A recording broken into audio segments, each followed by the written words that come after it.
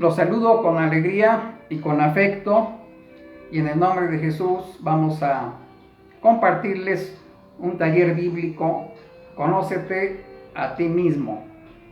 Sí, sobre el autoconocimiento.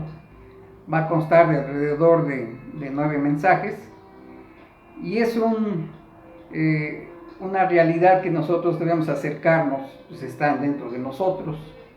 Vemos mucho mundo fuera y poco mundo dentro, y es importante conocerse uno mismo, pero basado en la revelación que Dios nos dio, porque hay muchas formas de inventarse uno como no es, y la forma en que sí somos nos lo da la palabra de Dios. Ya decía Tomás de Kempis, el autor de esa genial obra Imitación de Cristo, que conocerse uno mismo es un camino más seguro hacia Dios que el conocimiento de la ciencia. Anthony de Melo, el jesuita hindú, comentaba que es imprescindible que te conozcas a ti mismo porque tienes riquezas enormes que de no conocerte tú las vas a desperdiciar, y son más valiosas que muchas riquezas que tienes fuera.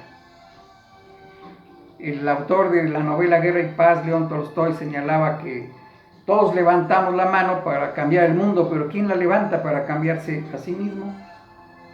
Para mejorarse uno mismo. Y en ese sentido Gandhi decía, el cambio que quieres ver afuera, hazlo en ti. Con eso basta, con eso ya cambiaste el mundo. Y la Madre Teresa de Calcuta también decía, es imprescindible que te conozcas a ti mismo para poder amar. Porque cuando uno se conoce a sí mismo, ve la gloria de Dios y ve nuestra humildad. Y siendo humildes, entonces vamos a aceptar a los demás como son, y nos vamos a aceptar también a nosotros mismos. Entonces, este taller va a constar alrededor de unos 9 mensajes. Este primero se ha titulado Cómo conocernos a nosotros mismos, donde está la fuente. Un segundo mensaje sería sobre cómo calmar la sed de Dios, porque aunque algunos digan que Dios no existe o no creen en Él, es una realidad, es una verdad, y es una verdad que ni el mundo entero nos puede colmar, ni el cosmos entero, solo Dios. ¿Cómo entonces saciar esa sed de Dios? Un tercer mensaje sería cómo aceptarnos a nosotros mismos, así como somos, con nuestra circunstancia, con nuestra imagen, con nuestra historia. Un cuarto mensaje sería sobre cómo distinguir lo bueno de lo que nos hace bien de lo que nos hace mal. Parece algo muy lógico, pero la lógica de este mundo luego está invertida. Entonces, descubrir, conforme a la Biblia, qué nos hace bien y qué es un engaño que nos está haciendo la vida complicada. Y otro mensaje sería sobre cómo amarnos a nosotros mismos. Es un mandamiento que Jesús nos dio: amen a los demás como a ti mismo. Y la diferencia que hay entre amarte a ti mismo con el egoísmo, porque son cosas totalmente distintas. Otro mensaje: cómo vencerse a sí mismo, cómo vencerte tú mismo. ¿Vencerte en qué? Pues en todas aquellas desprendimientos de las cosas que la vida nos da, y nos tenemos que ir desprendiendo para que alcancen su plenitud, y nosotros también de esa manera alcancemos plenitud. Otro mensaje consta de esta interrogante: ¿cómo es la herencia que estás dejando? Todos queremos dejar un legado, y lo vamos a dejar queramos o no. Pero el tuyo, ¿cómo es? ¿Qué estás transmitiendo ya? Porque tu legado no es lo que firmes en un testamento, tu legado es lo que día a día ya vas dejando. Y un último mensaje es sobre cómo es el destino que buscas. ¿Cómo es ese destino que estás eligiendo día con día? Ese destino último. Entonces, como ven, es un taller bíblico interesante. Es para todas las edades, para que ustedes lo puedan compartir y analizar y enriquecer desde luego. Vemos que los mensajes vienen con la interrogante del cómo, porque ciertamente muchos jóvenes protestan y dicen, nos dicen qué hacer, pero no nos dicen cómo hacerlo. Bueno, pues vamos a intentar decir cómo con base en la Sagrada Escritura. Y este primer mensaje, ¿cuál es la fuente de nuestro autoconocimiento? ¿Cómo conocernos? ¿A través de qué? Pues sin duda es a través de aquel que nos creó, ¿verdad? ¿Quién va a conocernos? Pues sí, nuestros padres nos conocen, nuestros abuelos, nuestros amigos, pero el que nos creó conoce nuestra nada. ¿Quién más conoce nuestra nada sino solo Él?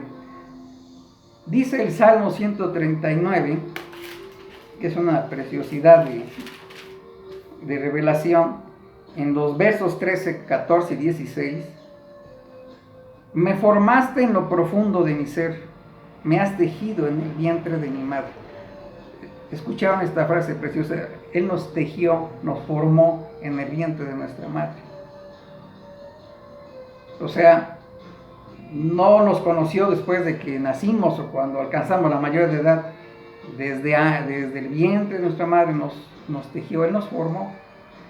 Y en otra parte, esta escritura nos dice que desde antes de la creación del mundo ya éramos un anhelo concebido en Dios. Sigue diciendo el Salmo, te doy gracias por tantas maravillas. Prodigio soy, prodigios son tus obras. Mi alma conocías cabalmente. Fíjate, aquí mismo nos da a entender, sí, nosotros somos la corona de la creación, somos prodigio, no somos basura. Somos irreemplazables. Tenemos los más altos dones. Y concluye en el versículo 16, tus ojos veían todos mis días. Todos ya estaban escritos en tu libro y contados antes que existiera uno de ellos. En el único libro, en el único diario, donde está toda la historia es en el libro de Dios. Fíjate, Él tiene un libro donde está toda tu historia. Entonces, Él que decidió revelarse a sí mismo a través de la Escritura, también, y de su Hijo en plenitud, nos da también a conocer lo que somos y toda su creación. Qué hermosas frases nos dice este salmo, de la forma en que Dios nos trata, en que Dios nos concibe, en que Dios nos formó. Dice, todos los días que hemos tenido han estado bajo sus ojos. Y ahora voy a leer la carta a los Hebreos, capítulo 4, versículos 12 y 13. Porque la palabra de Dios es viva y eficaz. Tiene vida y tiene poder. Es más cortante que cualquier espada de dos filos y penetra hasta lo más profundo del alma y del espíritu. Hasta lo más profundo del alma. También hasta lo más íntimo de la persona. Saca a juicio los pensamientos y las intenciones del corazón, las pone al descubierto. ¿Sí? Todos nuestros juicios mentales, la palabra los saca al descubierto. Todas nuestras intenciones del corazón las revela la palabra. Nada de lo que Dios ha creado puede escondérsele. Todo está claramente expuesto ante Él, que rendiremos cuentas. Entonces, nos lo dice claro, la palabra de Dios es viva, es eficaz. Es viva, ¿por qué? Porque es una voluntad transmitida y nosotros somos seres volitivos también. Esa voluntad la podemos hacer nuestra. De eso se trata, para eso Dios nos transmitió su voluntad, para que la hagamos nuestra, no para que quede nada más en nuestra mente. Por eso resalta el apóstol Santiago, esta tercera lectura es muy, muy interesante, donde hace el señalamiento de que la palabra, si no se pone en práctica, pues nos estamos engañando, estamos perdiendo el tiempo. Dice, el que escucha la palabra, es carta de Santiago capítulo 1 versos 23 al 25. El que escucha la palabra pero no la pone en práctica es como quien se mira el rostro en un espejo y después de mirarse se va y se olvida enseguida de cómo es. Pero el que no olvida la palabra que oye, sino se fija atentamente en la ley perfecta que da libertad y persevera en ella, será feliz en lo que hace. Mira, aquí podemos sacar otra conclusión del conocimiento de uno mismo. Nos va a dar felicidad. Perseverando en la palabra, perseverando en esa enseñanza, en esa revelación que Dios nos ha dado para que nos conozcamos, nos va a dar felicidad. Vamos a ser fértiles en lo que hacemos, vamos a tener una vida fértil en todos aspectos. Pero qué buena simbología emplea, ¿no? Del espejo. Tú tan luego dejas de verte en el espejo, pues ya tu rostro quedó atrás. Pero nos está señalando que la palabra es un espejo interior que va con nosotros.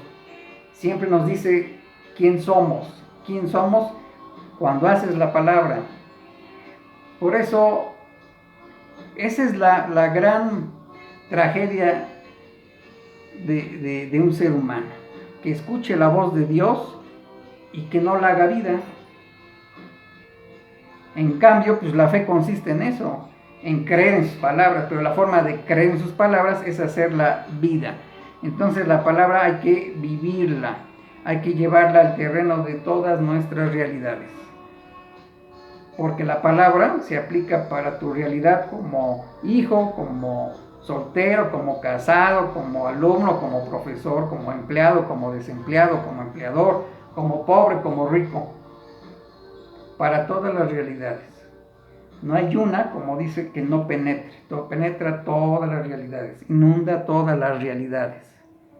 Entonces, hay que transportarla a esas realidades, hacer la vida. Y de esta manera nos va a dar el sentir de una manera más plena.